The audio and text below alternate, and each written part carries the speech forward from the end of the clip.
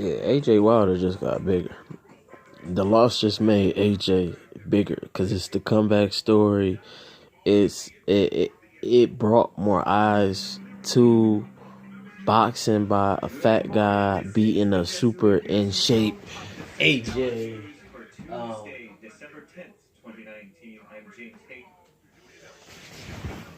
I mean, you just don't expect to see that, a fat, out of shape Ruiz knock out a super in shape AJ. So that just went viral.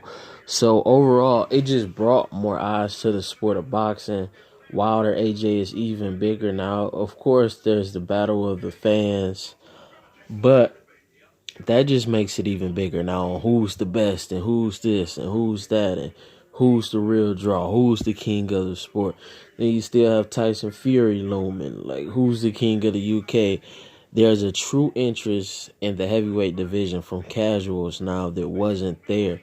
And the fight doesn't happen in 2020, but 2021, end of the September-ish probably, that fight happens. 2021 September-ish or summertime, mid 2021 or end of 2021. I think the fight happens because this is how I would play it. If I'm the PBC, because I start putting gauges out there.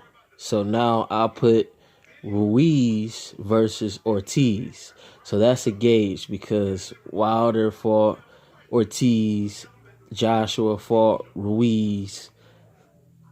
So I line that up, and that's a gauge. Then AJ is going to fight. They're saying Pulev. That's not nothing. That's just a throw out there fight. Usyk fight should be interesting. I would favor AJ, but I think that'll be a solid fight. And then I think coming around that next year, maybe AJ has one more, has like a tune-up or something, and then we get the Wilder fight. And in the meantime, another gauge is Wilder, Dillian White, and then it'll all begin to set up the big, the big dance. The big dance that everybody wants to see. So, following the win with AJ, I don't care how he got it done. I think people are being too picky. I think it's just a lot of Eddie Hearn hate, a lot of AJ hate out there. I understand people say things and people grow. Sometimes it's a perspective that he might not have seen why Klitschko was fighting the way he was fighting. Sometimes true wisdom comes through experience, and having an experience like getting knocked out will put you in a situation why Klitschko fought the way he did, while Floyd say hit and not get hit. And sometimes that leads to you changing your style over time for longevity and to give yourself a better chance losing weight. It's just smart to adjust. Only dumb fighters stay doing the same thing and expecting different results. If he goes in there and bang again, this guy's power. It's a strong possibility that what happened in the first fight versus Ruiz could have happened in the rematch if you come fighting the same way. So guys just unrealistic as talking like that. A win is a win, and he did it in impressive fashion.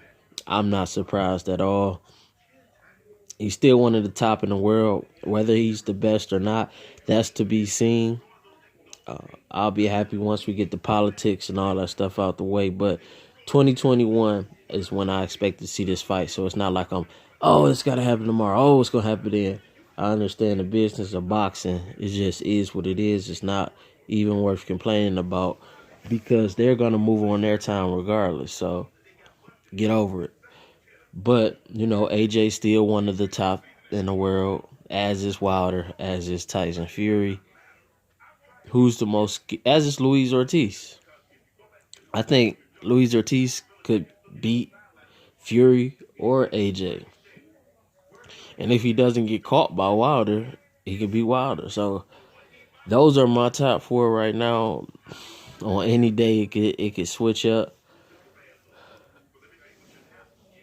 I would say I think Ortiz right now, because of Wilder's eraser, Wilder, Ortiz.